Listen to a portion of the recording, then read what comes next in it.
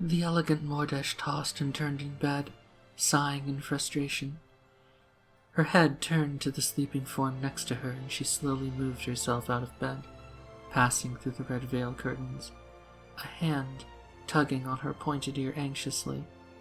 The gentle hum of a starship was a distraction for a Mordesh. Very few embarked from their homeworld. True exploration was in the mind, as the old saying went. Only the smallest of parties sortied into the wild unknown to catalog scientific phenomena and as diplomatic envoys, though the latter had become more common over the past 10 years, as the Mordesh prepared to join the Dominion. Mordesh had never been very strong in the mechanical sciences, so making sure that Grismara was sufficiently integrated for the galactic economy was the only real hurdle left to membership. It certainly hadn't hurt that Mordesh art and literature was becoming something of a fad among the Cassian nobility during this period of exchange. Which is where the emissary, Moana, found herself now. A unique topic of conversation among the soldiers stationed on the Winged Justice. She had jumped at the chance to join an old professor, Dr. Landrek, on an envoy to Cassis. Herself and some dozen others would be part of a goodwill mission as the final stages of the mentoring period for the Mordesh came to a close. Specifically, an exotic art show of sorts. Moana herself was a musician, an odd choice of career path, but as the artistically inclined of the Mordesh were happy to point out, aesthetics were merely the mathematics of the soul. As she stared out the window of the quarters, where the emblems of the Dominion were painted onto the hull, she felt an apprehension, but excitement. Easier, of course, when the elegant Mordesh towered over the Cassians aboard their own ship, so lost in her own thoughts that she hadn't even sensed the movement behind her until the delicate, pale pink arms were encircling her waist and her breasts, a pleasant purr coming from behind, head nuzzling into Moana's long, black hair. "Can't sleep?" the gentle voice asked with a casual hint of concern. Moana's elegant hands placed themselves on the Cassian's, turning to catch a glimpse of her, but only seeing her full mane of blonde hair. "I am sorry," she whispered. "I did not mean to wake you." Moana could practically hear the sarcastic smile spread on the Cassian's lips. "Oh, now you regret keeping me awake. Where was this earlier tonight? I was under the impression you had a duty shift soon, Lieutenant." "True," the Cassian mused, "but I will always have a career. You're only here for 2 more weeks. We should make the most of it." She pressed her face into the Mordesh's slender back, inhaling the scent in her hair. 3 months isn't long enough for a tour. Next time, make it a year. 3? I've been here almost 6 months, Moana joked, voice slightly teasing the Cassian. "Well, yes," she replied, "but 3 months since this started." She gave the Mordesh a reassuring squeeze. Moana nodded. "Well, maybe if the lieutenant wasn't so meek about it." "Rather a shy impression you give," the rather melodic, rolling voice of the Mordesh playfully leading her on. "My shy little Cassian." "Who knew?" the blonde woman chuckled, grabbing Moana's wrists and tugging her back towards the red-curtained bed. "Lilac," she said, reminding the much taller woman of her name. Then to her question, "Officer's privilege, I have to deal with the Chua anyway. Understanding them is an uncommon circle of hell." She sat on the edge of the mattress, her arms swinging up around the Mordesh's neck, who had turned to face her by now, and pulled her down on top as she threw herself back on the bed. "I much prefer understanding what makes you tick," she said with a sultry purr, and leaned up, biting the Mordesh's ear gently and tugging on it with a warm sigh. Moana's eyes closed, a small smile passing over her lips. "Engineers," she teased, acquiescing to the Cassian's invitation and climbing on top of her, staring into her eyes. Lilac's dark lips mouthed words, but they were drowned out by a loud hissing noise. Moana's eyes snapped open as a vent was spraying out compressed oxygen a few feet away. Shit! She scrambled forward, pulling out a laser torch and looking around frantically, finding a piece of the air conditioning duct and burning off a small segment. Holding it in her undead hands, she pressed it against the leak. Bitter cold soon overpowering the heat of the cut as she welded the makeshift patch onto the leaking O2 pipe, soldering in bursts so that the heat wouldn't ignite the oxygen. Even the laser torch was a risky business around the O2 pipe.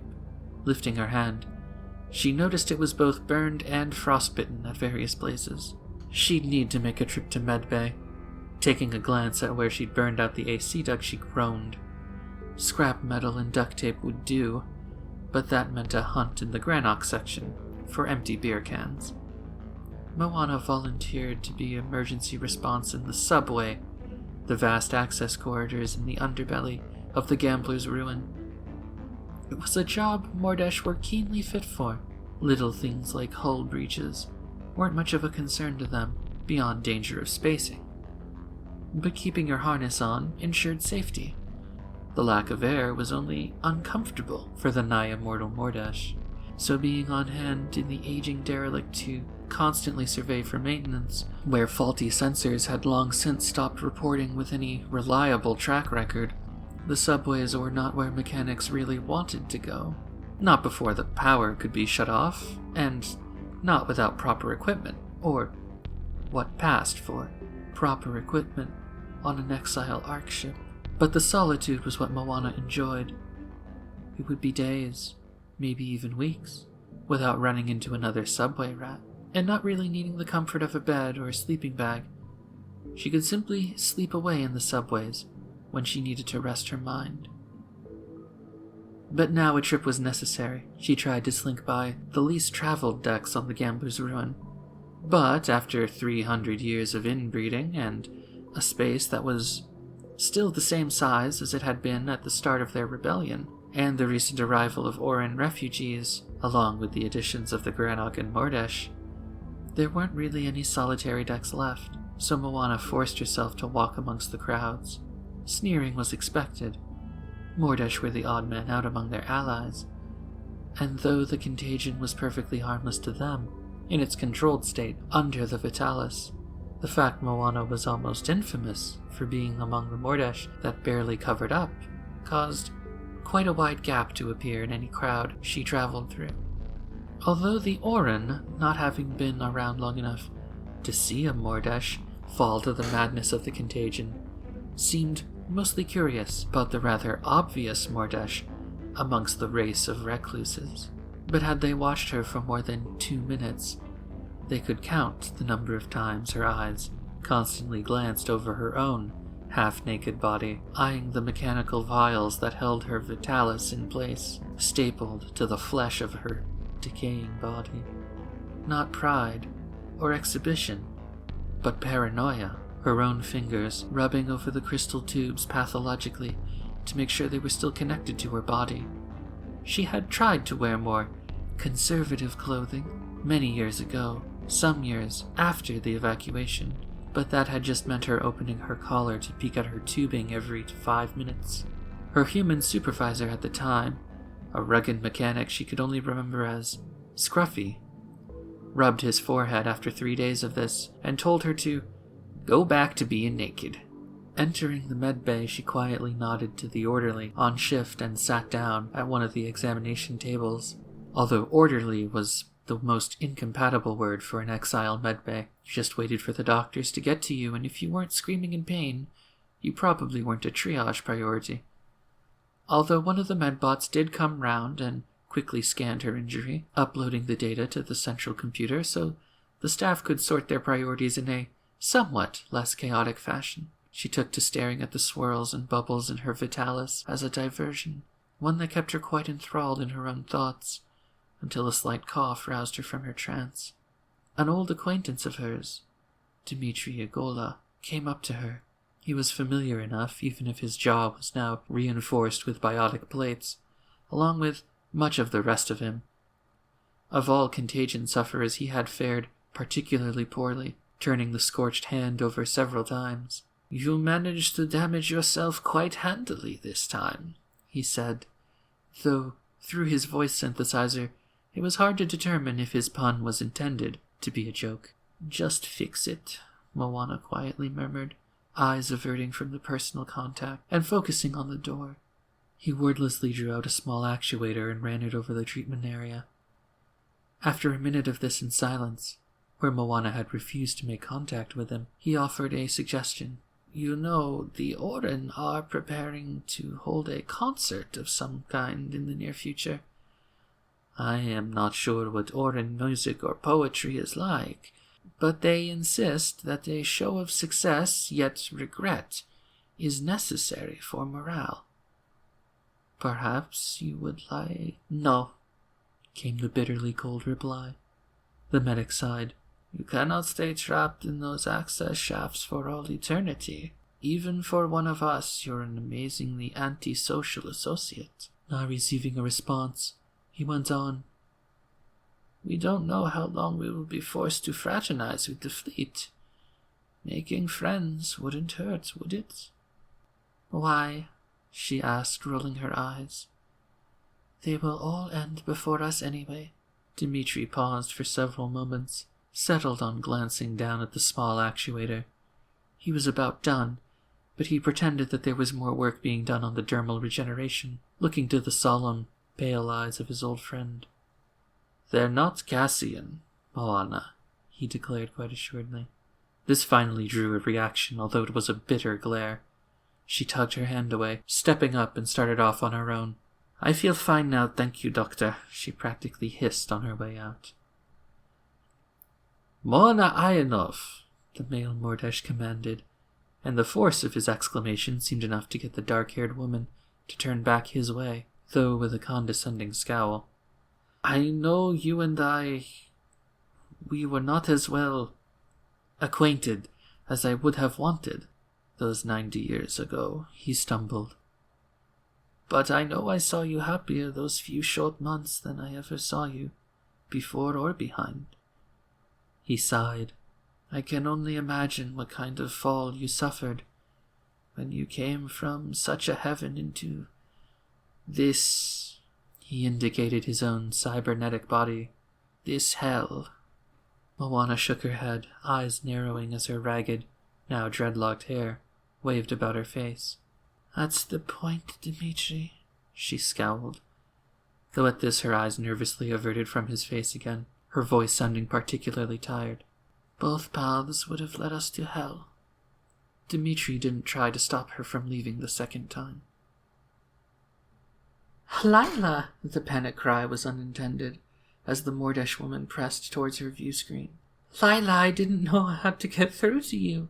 In her panic, though, Moana had failed to notice the quite professional demeanor her lover was adopting through the screen. Moana, is what they say true? Everyone infected. Everyone, she held her forehead despondently. Even if you hadn't taken Everlife, you needed to be injected to protect against the airborne contagion. But that's only buying late bloomers a few months if the ravenous don't kill us all first. Lilac swallowed hard on the other side of the monitor. So then, that means you, even me, Moana lamented. But she seemed to miss the significance, starting to chat into the monitor. I've been struggling to keep everything going. I even remembered that thing you taught me about the recursive circuits in the comm system to try and keep my channel open. You'd be so proud of me, she nervously chuckled. I wasn't sure I'd see you again. I was so scared. You won't be in trouble talking to me. Lilac seemed to shuffle nervously, though her high-born demeanor let her mask most of the awkwardness. Well, no one will worry that the commander is having a private channel. But Grismar is awash in distress signals and chatcoms. We stopped monitoring them all days ago. Moana noticed the extra pip on Lilac's uniform.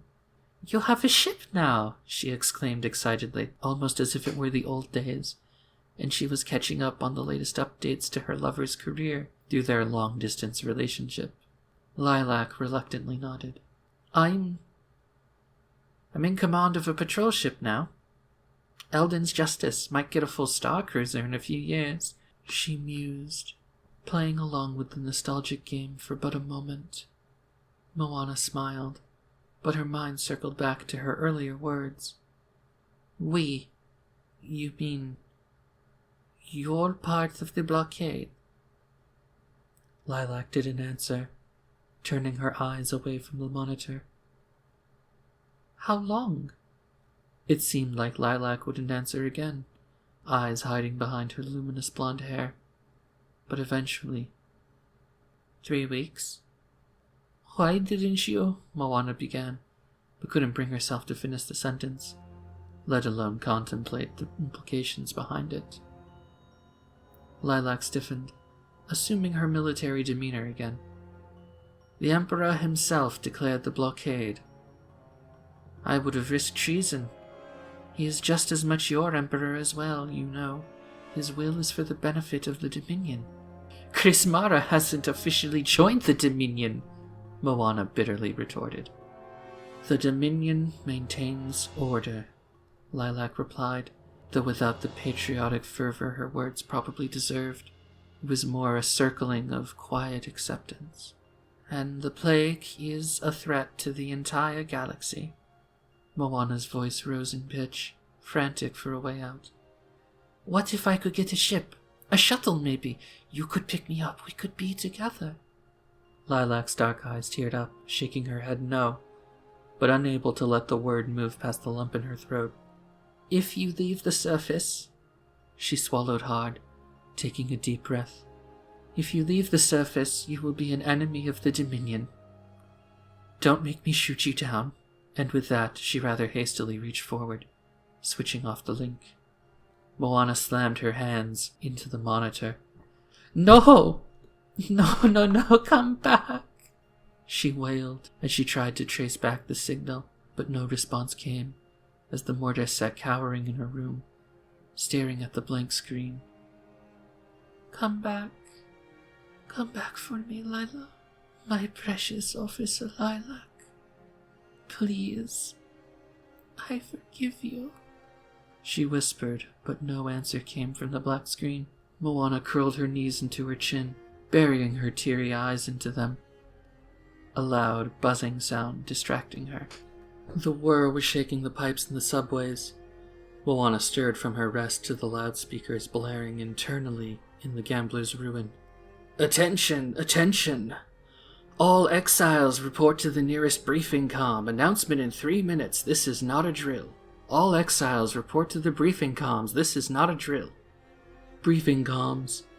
One of those things you mostly knew because of the drills, not its actual intended purpose. Moana made her way to the nearest access hatch, slipping out and trying to hang behind the crowds. The last such announcement had been the evacuation of the Orn, and before that...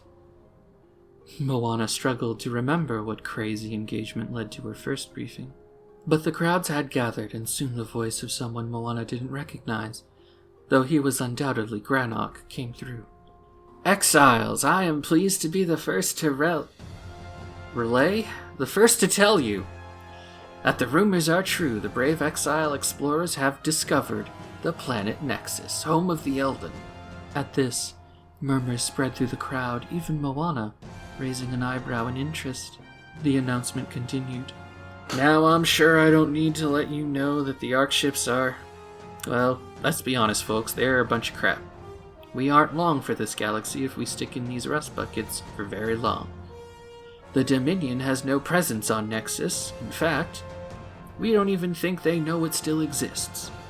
Which is why we, the ship's captains and exile leaders, think our best course of action is to settle on Nexus.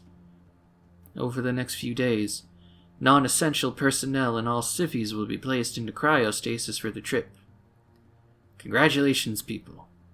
The exiles have a home. Cheers could be heard throughout the Ark ship. A Granok woman a few feet away lifting up an Orin male, and they started making out on the deck. A Mordesh, Moana did not recognize him, walked up and placed a hand on Moana's shoulder. Intriguing. The Elden may possess a cure for our kind.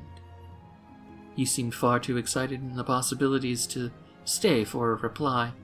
Moana simply leaned back against the wall, staring at the screen, where the comm was displaying the few early images of Nexus from orbit.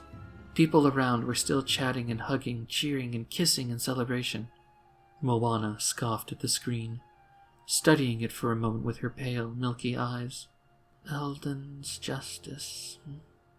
Suddenly, the sight of two humans kissing made her feel sick to her stomach, and she turned, heading back to the subways to be alone with her thoughts on the matter.